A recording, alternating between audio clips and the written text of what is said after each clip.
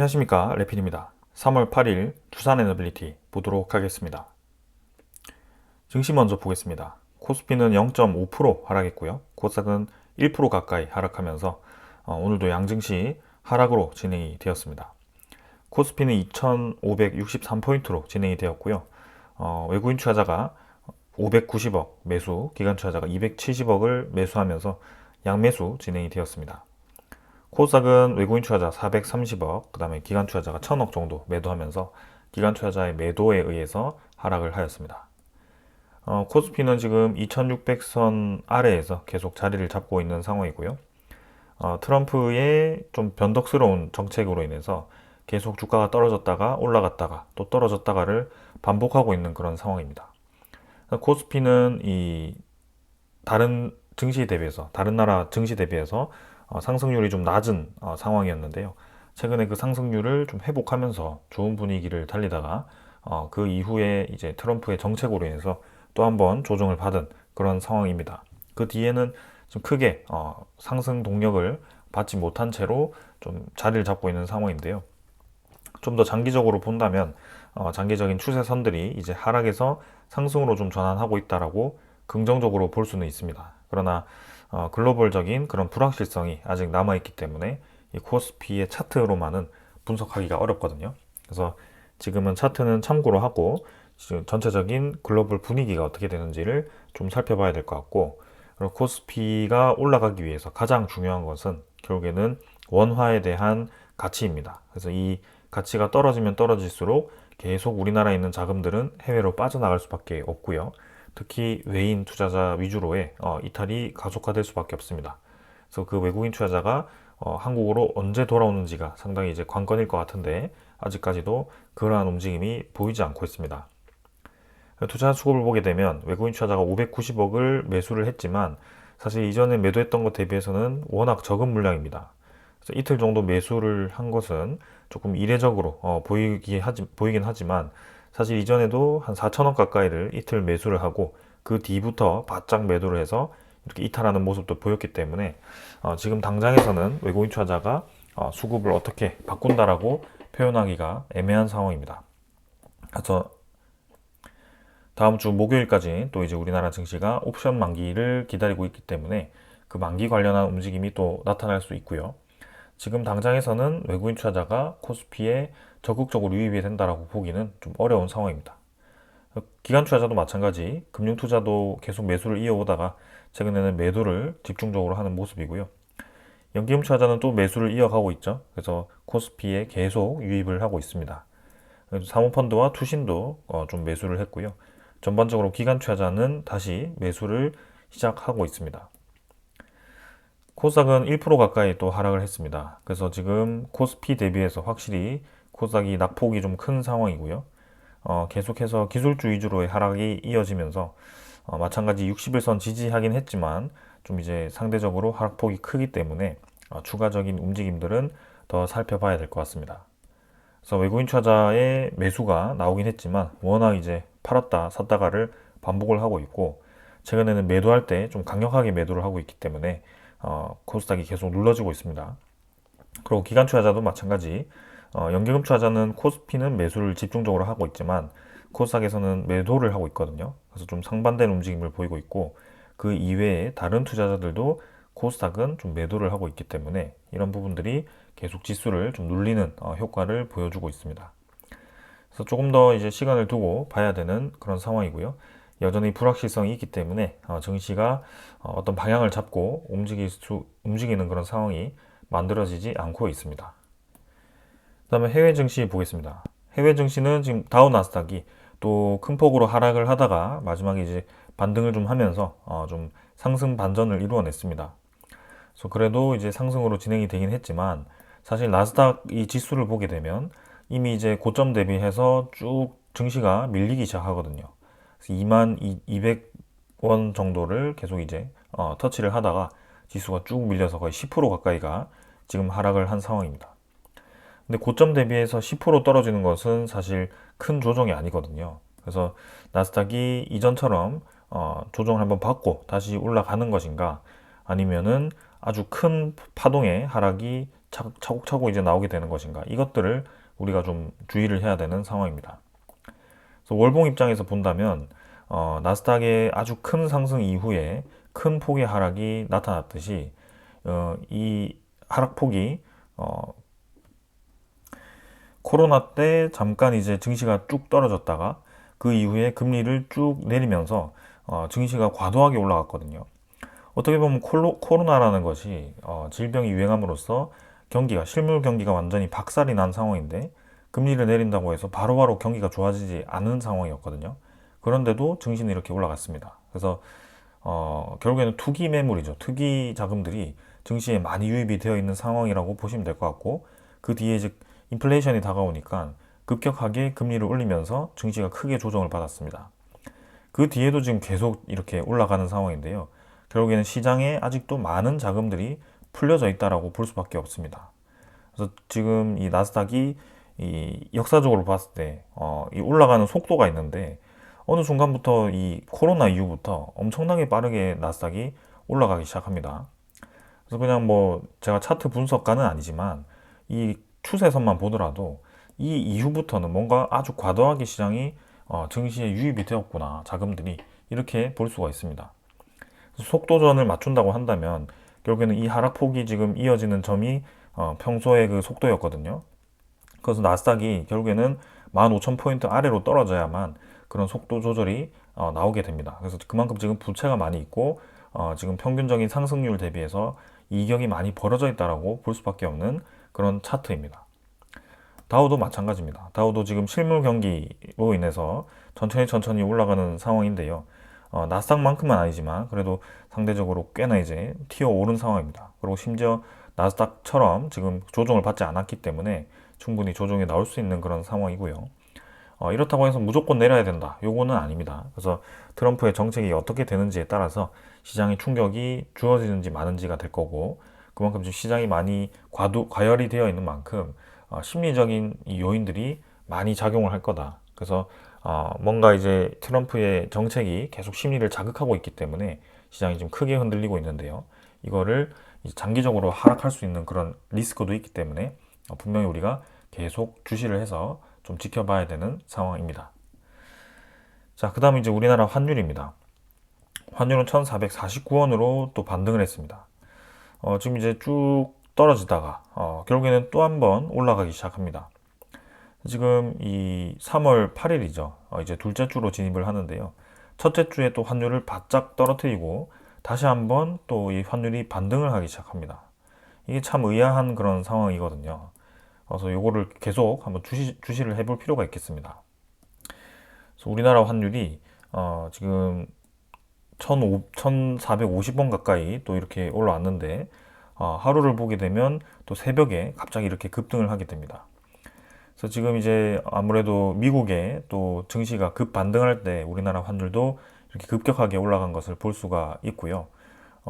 계속 우리나라는 우리나라 환율을 떨어뜨리기 위해서 노력을 하는데 쉽게 이 환율이 내려오지 않고 있습니다. 그래서 그게 상당히 지금 어려운 상황이고요. 그럼 미국의 달러 지수를 보게 되면 달러 지수가 103.81입니다. 그래서 이 새벽에 달러 지수가 그렇게 반등을 많이 한 게 아니거든요. 끽해봐야 뭐 이 0. 몇 포인트 밖에 움직이지 않았습니다. 근데 우리나라 환율이 과도하게 반응한 것이 좀 보여집니다. 연중 이 환율의 달러 지수를 보았을 때는 지금 달러 지수가 엄청나게 지금 떨어져 있는 상황인데, 그런데도 불구하고 우리나라 이 원 달러의 환율은 그렇게까지 지금 떨어지지 않고 있다. 1년 연중에. 그래서 연에서 보시면 지금 계속 고점에 머물러 있는 그런 상황입니다. 달러 지수의 움직임대로라면 이 원 달러도 어느 정도 떨어져서 한 1,400원 아래까지 지금 밀렸어야 되는 그런 상황이 아닌가라는 생각인데, 뭔가 지금 우리나라만의 또 이 계속 리스크가 있습니다. 그러면 그 리스크라는 것은 경기가 살아나지 않고 있다. 경기가 지금 침체되고 있는 상황이기 때문에 그런 부분들이 계속 금리 인하를 촉진할 수밖에 없고, 금리 인하가 되면 상대적으로 원화가 약세가 될 수밖에 없다라고 판단을 하기 때문에 이 원달러가 계속 상방 압력을 받고 있는 겁니다. 그래서 지금은 이제 우리나라가 연기금을 투입해서 뭐 이 외환 스와프라든지 혹은 이 환해지 그런 것들을 활용해서 최대한 이제 달러를 안정화시키려고 하는 건데도 연초에는 이제 쭉 떨어졌다가 다시 이제 월 말에 쭉 떨어졌다가 월 말에 쭉 올라갔다가 월 초에 또 뚝 떨어졌다가 이런 식의 계속 반복된 흐름이 나타나고 있습니다. 그래서 지금 우리나라의 이 경기 하락이 충분히 지금 체감이 되는 것이 최근에 여러분들 건설사에 대한 이 파산 소식을 많이 들을 거고요. 뭐 홈플러스라든지 그런 대형 이 마트들도 최근에 실적이 굉장히 좋지 않습니다.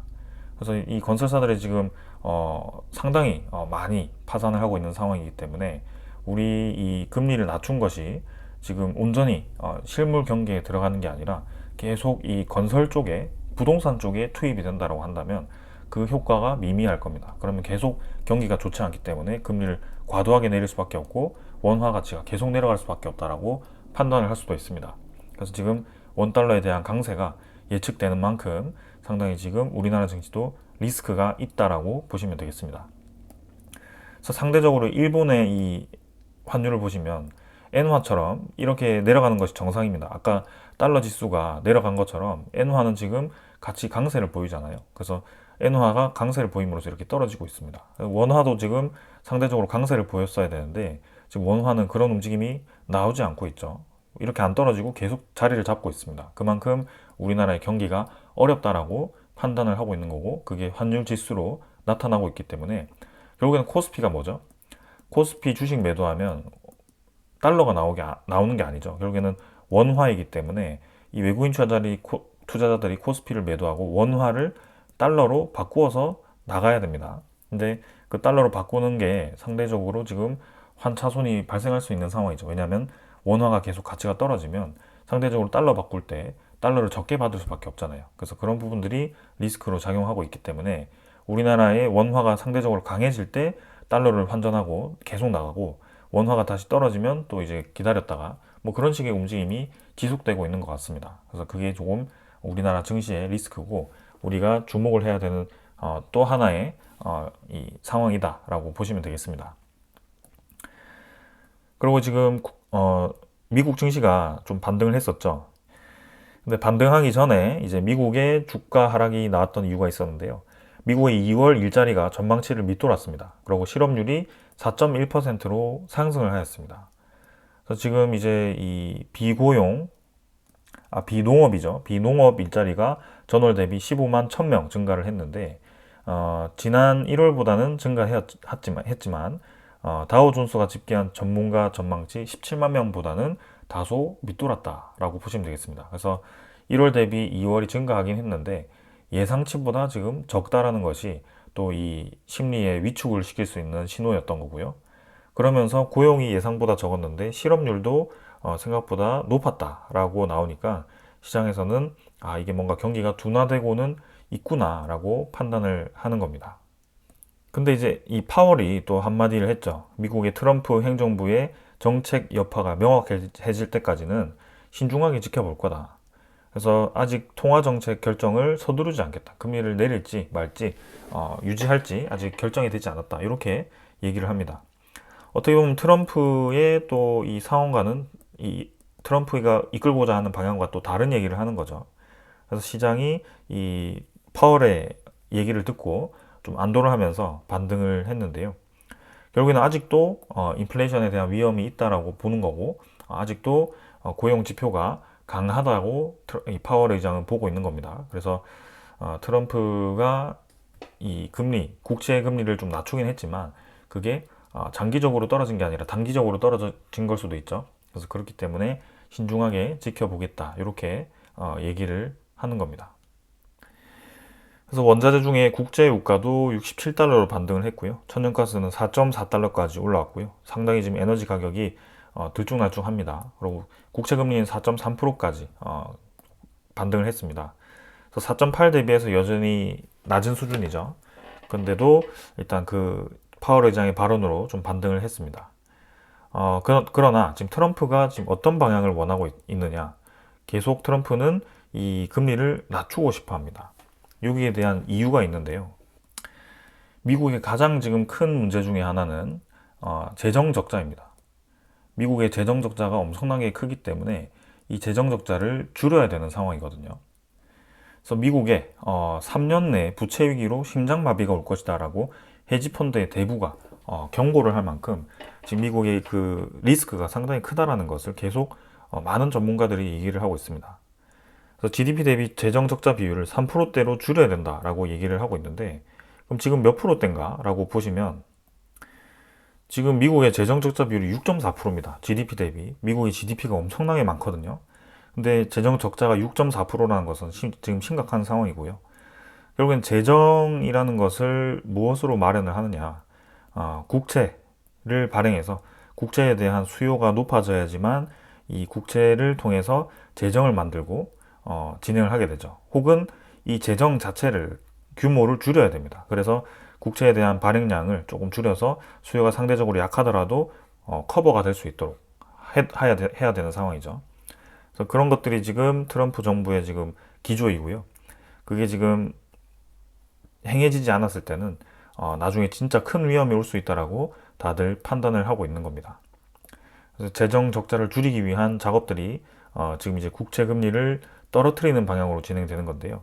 이 국채 금리가 떨어진다라는 얘기는 결국에는 미국 10년물 국채 가격이 반등을 하고 있다라고 생각을 하시면 되겠습니다. 그래서 지금 108 달러의 아래에서 지금 이제 110달러까지 미국의 국채 가격이 반등을 하기 시작합니다. 이 반등을 한다는 것이 결국에는 국채에 대한 수요가 증가한다라고 보시면 될 것 같고요. 국채 수요가 왜 증가하느냐? 미국이 좋을 것 같아서 지금 수요가 증가할까요? 그게 아니라 지금 트럼프의 방식은 시장을 계속 흔들어서 시장에 대한 불확실성을 늘려서 그거를 국채에 대한 안전자산의 수요를 높여서 거기로 이동하게 만드는 겁니다. 그래서 상대적으로 지금 이 안전자산으로의 이동이 국채로 이루어진 거고, 지금 국채에 대한 가격이 반등하기 시작했고, 국채 금리가 떨어지면서 시장 금리가 내려간 거고, 결국에는 기준금리도 내릴 수 있는 상황까지 만들어 버린 거죠. 그래서 지금 목표한 대로 되기는 했습니다. 잘 가고 있고요. 그러면 트럼프의 앞으로의 행보도 계속 예상이 되죠. 계속 시장에 불확실성을 더해서 관세를 줄까 말까, 아니면 전쟁을 종전시킬까 말까, 이런 식으로 계속 협상을 본인에게 유리하게 이끌어가되 상당히 시장을 크게 흔들면서 이러한 이 국채 금리를 떨어뜨리는 방향으로 계속 진행될 수밖에 없습니다. 그러면서 국채에 대한 수요를 높여서 미국의 재정의 그런 이 적자를 줄이는 방향. 근데 이것 중에는 또 하나의 이 위험이 도사리고 있다라고 엊그제 제가 말씀을 드렸습니다. 일본의 국채 가격이 엄청나게 지금 급등을 하고 있습니다. 이 국채 금리 가격이. 그래서 미국이 지금 금리를 다운시키는 방향으로 향하고 있는데, 일본과의 그 갭이 점점 줄어들고 있다라고 한다면, 기존에 미국의 국채를 많이 들고 있는 이 일본, 미국 국채 들고 있는 국가 중에 1등이 일본입니다. 근데 일본이 이제는 이 금리 상승에 대한 압박으로, 그리고 수익률에 대한 그런 이 축소로 인해서 이제는 미국의 국채를 매도하고 다시 일본으로 돌아올 수 있는 일본 엔캐리 트레이드 청산의 우려감이 점점 커지고 있습니다. 그게 이제 미국이 금리 내리고 일본이 올리는 방향으로 계속 마주보고 달린다면 점점 가속화가 되겠죠. 그게 상당히 지금 큰 위험으로 도사리고 있기 때문에 지금 3월인데 3월까지는 괜찮지만 이제 연말로 갈수록 시장이 이상해질 수도 있습니다. 그래서 그런 것들을 계속 제가 리스크를 부각시켜 드리고 좀 여러분들이 알고 투자를 해야 된다라고 생각해야 되기 때문에 이렇게 열심히 설명을 드리는 거고요. 결국에는 장기적인 투자도 중요하지만 지금 단기간에 다가올 수 있는 시장의 큰 리스크들도 우리가 파악을 해야지만 장기적인 투자 관점에서 잠깐 증시를 이탈했다가 또 증시가 내려왔을 때 다시 들어가는 그런 전략도 충분히 가능하다는 것을 좀 말씀드리고 싶습니다. 그래서 이 정도로 오늘 시장에 대한 분위기를 좀 길게 확인을 했고요. 종목으로 넘어가도록 하겠습니다. 두산에너빌리티 보겠습니다. 150원 하락해서 0.6% 하락했고요. 26,350원으로 마무리가 되었습니다.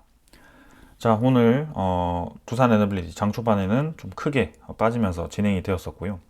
장 마지막까지 좀 반등을 하면서 올라왔습니다. 코스피와 마찬가지 동일한 움직임을 보였고요. 시간의 거래는 평소처럼 많지 않고 적은 수준이었습니다. 26,300원으로 진행이 되었고요. 조정세가 조금 길어지고 있는 그런 상황입니다. 거래량은 729만 주로 진행이 되었고 150원 하락해서 이틀 정도 550원 정도 빠졌고요. 26,000원 수준에서 계속 주가를 유지하고 있습니다. 자, 그래서 쌍바닥 형태로 또 한번 주가를 내리는 그런 분위기로 형성이 되고 있고요.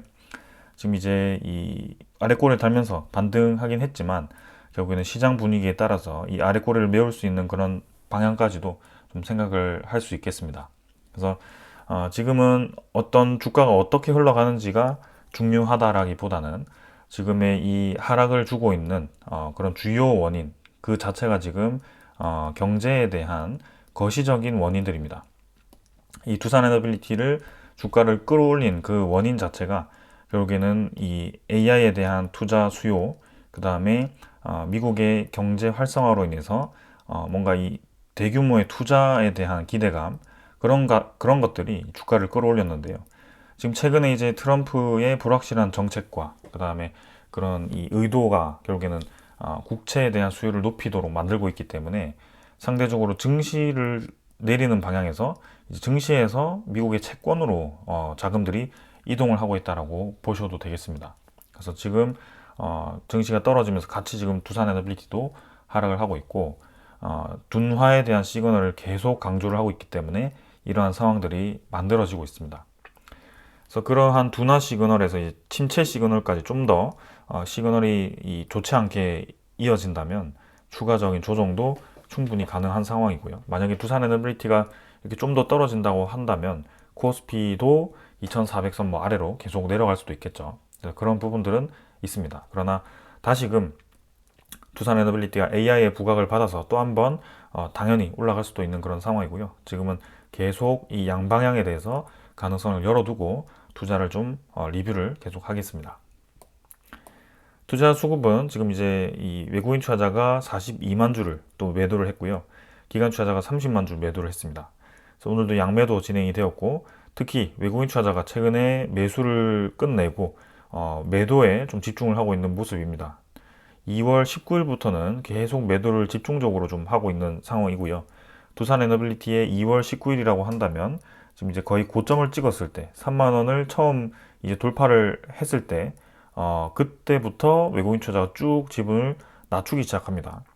그래서 이런 것들이 우연인가 싶을 정도로 상당히 지금 외국인 투자자가 고점을 찍고부터 빠르게 이탈을 하고 있고요. 아까 말씀드린 것처럼 이 경기에 대한 둔화 시그널이 강조되다 보니까 외국인 투자자가 이쯤 해서 이제 리스크를 관리하는 걸 수도 있습니다. 그럼 이제 외국인 투자자가 언제 다시 유입이 되는지도 상당히 중요한 상황인데요. 이 이탈이 장기화되는 건 아니지 조금은 우려스럽기도 합니다. 그래서 이 부분을 계속 주시를 해보겠습니다. 그리고 기관 투자자는 금융 투자도 마찬가지. 워낙 이거는 단기간에 들어왔다가 빠져나가는 수급이기 때문에 지금 뭐 이 고점 찍고부터 쭉 계속 빼고 있죠, 자금을. 그래서 이 금융 투자도 계속 빠지고 있는 상황이고요. 연기금 투자자도 이제 3월 5일에 바짝 들어왔다가 또 이틀 빠지고 있습니다. 그래서 22만 주 매도했고요. 사모펀드 투시는 매수를 좀 하지만 사실 크게 많은 매수 아니었고 사실상 주요 매수 수급은 지금 없이 계속 매도에 좀 집중하고 있는 그런 상황이네요. 그래서 수급적으로는 좋지는 않은 상황입니다.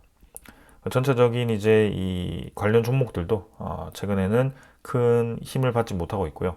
코스피에서는 최근에 방산 관련 종목들이 상당히 힘을 많이 받고 있습니다. 그래서 그 테마 이외에는 좀 다들 약세를 보이고 있고 좀 더 다음 주 들어갔을 때 어떤 움직임이 나오는지 살펴보도록 하겠습니다. 공매도 잔고도 한번 살펴보겠습니다. 공매도 잔고는 27만 주로 조금 더 감소를 했고요. 공매도 재개를 앞두고 계속 늘리는 것이 아니라 조금 다시 줄이는 방향으로 가고 있는 것은 다행인 것 같습니다. 근데 중요한 것은 이 공매도 잔고보다도 지금 대차 잔고인데요. 두산에너빌리티의 대차 잔고가 확실히 지금 계속 늘어나는 추세입니다. 오늘도 체결이 45만 주, 상환이 35만 주였고요. 체결이 지금 계속 늘어나면서 2047만 주까지 체결이 늘어나 있는 상황입니다. 그래서 좀 부담스럽게 계속 늘어나고 있는데요. 좀 이것도 주목을 할 필요가 있겠습니다. 특히 최근에 이제 공매도에 대한 이 재개가 3월 말에 이루어진다라고 얘기가 나오기 시작하면서 트럼프 수혜주 위주로의 상승폭이 굉장히 컸죠. 방산, 조선주. 여기 이제 에너지 테마들도 조금 포함이 되어 있는데요. 공매도의 표적이 될 수 있다. 이런 이제 기사까지 나오면서 좀 이제 이 분위기를 좀 과열된 거를 좀 사그라뜨리려는 그런 모습이 좀 나오고 있습니다. 융자 비율이 지금 높게 나오는 종목 위주로 주의가 필요하다라고 하고 있는데 지금 그 융자 비율이 높은 종목 중에 또 하나가 이 두산 에너빌리티가 또 될 수도 있습니다. 그래서 이달 6일까지 지난달부터 신용 융자액이 400억 원 이상 늘어난 종목이 하나 에어로스페이스, 하나 시스템, 하나 오션, 두산 에너빌리티, 삼성중공업, HD 현대일렉트릭, 크래프톤 이렇게 7개 기업이라고 합니다. 그래서 지금은 융자를 쏟아부어서 투자를 하기보단 최대한 안전하게 있는 현금도 조금 차분하게 지금 투자를 해야 되는 상황이고요. 만약에라도 제 영상을 보시는 분들 중에 신용 투자를 하고 있다고 한다면 조금 최근 이 좋지 않은 분위기에서는 자제를 하시는 것이 좋을 것 같습니다.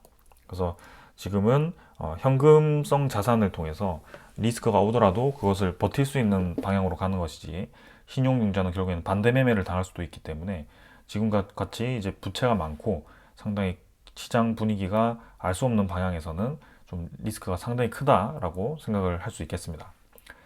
두산 에너빌리티가 저런 이제 소식과 함께 지금 계속 이제 관측되는 것이 외국인 투자자에 대한 비중 축소인데요.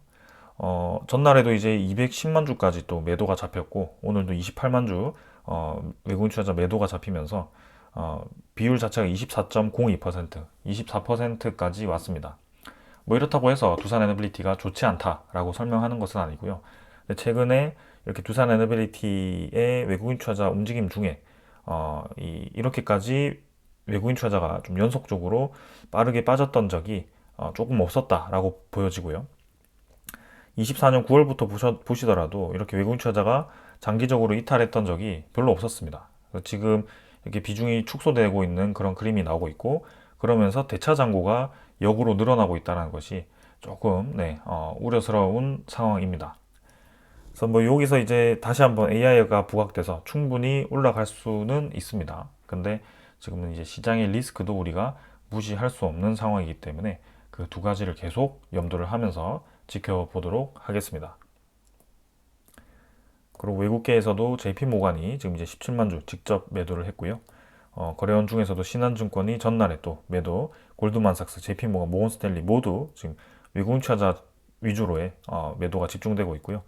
10일 동안의 평균 이 수급도 상대적으로 지금 외국인 투자자의 집중적인 매도가 보여지고 있습니다. 자, 그래서 다음 주에도 이제 옵션 만기 이후에도 이러한 움직임이 지속이 된다면 조금 이제 우리도 좀 대비를 해야 될 것 같다라는 생각이고 지금은 이제 외국인 투자자가 어떤 의도를 가지고 저렇게 차익 실현을 하고 있는지는 알 수는 없습니다. 근데 확실히 조금 이 한 달 전, 두 달 전과는 움직임이 달라진 것 같다라는 생각이 좀 들고 있습니다. 자, 요 정도로 이제 기술적인 부분들은 다 확인을 했고요. 이제 다음 주 한번 보기로 하고 이제 오늘 준비한 소식들을 전달드리도록 하겠습니다. 자, 먼저 전해드릴 소식은 이제 한수원이 이달 체코 원전의 수주 전망을 하고 있습니다. 그래서 이 3월에 본계약 체결을 지금 오래전부터 예상을 해왔고 올해 이 3월에 이 수주 전망을 하고 있다.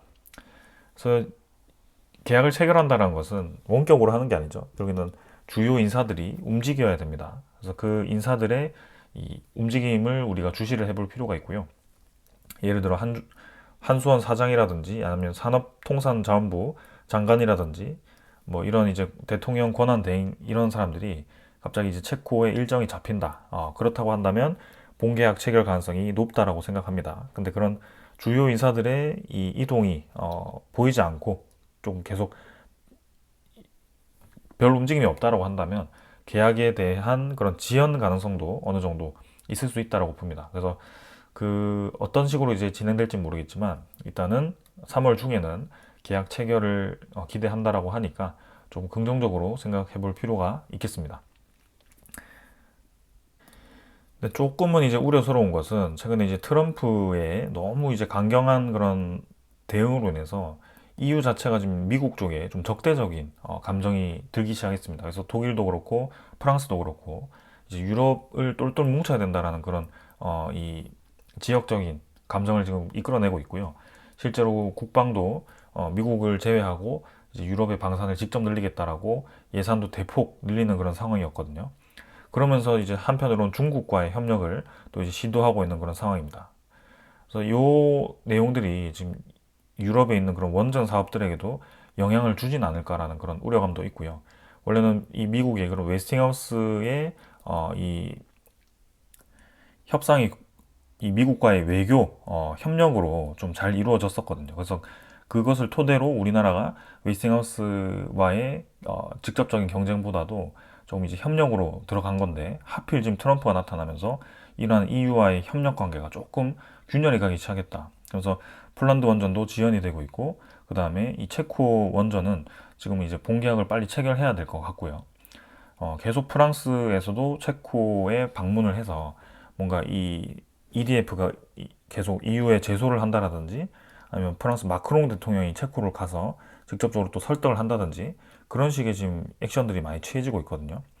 그래서 조금은 좀 불안하기도 합니다. 그래서 우리나라의 어지러운 정치 상황도 그렇고 상대가 이제 공격하기에 딱 좋은 상황이기 때문에 그런 것들이 좀 무산이 되지 않도록 잘 진행되어야 될 것 같고요. 본계약 체결이 이번 달 안에 빨리 수행되기를 바라봅니다. 그리고 이제 국내 상황인데요. 국내 상황은 이제 여당이냐 야당이냐에 따라 지금까지는 에너지 정책이 180도 손바닥 뒤집듯이 바뀌어가지고 계속 이제 혼란스러웠습니다. 근데 이제 야당 쪽에서도 어느 정도 이 원전 에너지에 대한 필요성을 인지하기 시작했고요. 다행이죠. 그래서 원래는 세계적인 추세에 어긋난다라고 원전 에너지를 계속 지향하고 신재생 에너지에 대한 확대를 계속 요청하다가 최근에서는 SMR에 대한 중요성과 그런 이제 SMR의 개발 필요성을 언급하기 시작합니다. 그래서 뭐 우리나라가 원래 뭐 이 야당 쪽에서 탈원전 기조가 벗어난 지 오래되었다라고 얘기하지만 요거는 제가 뭐 동의할 수는 없고요. 근데 다행인 것은 앞으로에 대한 방향이 그래도 적어도 원전을 줄이는 방향으로 가지는 않겠구나. 대폭 늘리지는 않겠지만 이제는 여야 상관없이 초당적으로 이 SMR에 대한 투자는 이루어지겠구나라는 그런 기대감이 좀 있습니다. 그래서 국내 상황도 조금 어느 정도 에너지에 대한 그런 정쟁 상황이 일단락되는 그런 상황인 것 같고요. 두산 에너빌리티 입장에서는 그래도 다행인 것 같습니다. 그러나 더 중요한 것은 이제 해외 시장이죠. 해외 시장이 활성화되어야 되는데 그게 지금 가장 중요한 상황 중에 하나이긴 합니다. 자, 그리고 이제 요거는 원자력이 아니라 이제 11차 전력 수호 기본 계획에 들어가 있는 양수 발전소인데요. 양수 발전소는 이제 물의 이 높이의 차이에 따라서 그 물의 흐름에 따라서 이 물 흐름을 활용해서 발전을 하는 시스템입니다. 그래서 요거를 이제 경북 봉화와 영양에 이제 짓는다라고 하는데요. 여기에 들어가는 또 주요 기자재들을 또 두산에너빌리티가 제작을 할 수 있고 납품 이력이 있습니다. 그래서 2036년까지 또 이 양수 발전소를 계획하고 있기 때문에 지금 11차 전력 수급 기본 계획에 두산에너빌리티가 빠질 수 없는 그런 상황이다. 모든 프로젝트에 웬만해서 다 투입이 될 수 있다. 이렇게 보셔도 될 것 같습니다. 국내에 대한 시장 확대가 확실히 느껴지고 두산에너빌리티의 해상풍력, LNG 가스터빈, SMR, 대형 원전, 양수 발전, 수소까지 모두 다 지금 포함이 될 수 있기 때문에 가장 이제 수혜를 볼 수 있는 기업 중에 하나다. 해외 시장이 확대가 되면 이제 그 IR 발표에서 했던 것처럼 매년 10조 이상 수주가 충분히 가능하다. 이렇게 예상이 됩니다. 자, 그래서 지금은 두산 에너빌리티의 성장성과 그 다음에 시장의 그런 이 불확실성 추가로 여기가 심화되었을 땐 침체죠. 이러한 상황입니다. 그래서 이 두 개가 지금 대립을 하고 있는 상황이고요.